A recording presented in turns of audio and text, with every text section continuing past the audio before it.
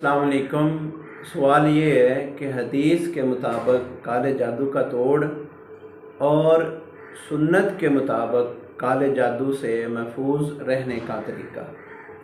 सबसे पहले आप ये बात समझ लें कि अगर आप इस बात पे अमल कर लें जो हदीस में काले जादू का तोड़ है और काले जादू से महफूज रहने का सुन्नत तरीका है, तो रब्बे काबा की कसम है, दुनिया में कोई भी ऐसा जादूगर और काहन और सहर पैदा ही नहीं हुआ जो आप पे जादू कर जाए।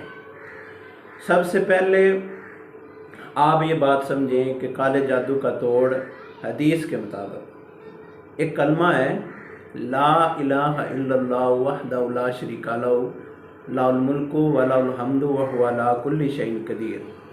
जो बंदा ये कलिमा 100 मरतबा सुबह और 100 मरतबा शाम को पढ़ेगा तो उस पर कोई भी किसी किस्म का जादू नहीं रहेगा। 20 साल पुराना है, 30 साल पुराना है, अल्लाह पाक उसे शिफा देगा और आइंदा जादू से भी बचाएगा। और एक और तरीका भी हदीस में आता है कि आप बेरी के पत्ते लें, उसको पीस के पानी में उबाल के गुस्ल भी करें और पिएँ भी, पहले पिएँ और बाद में गुस्ल करें।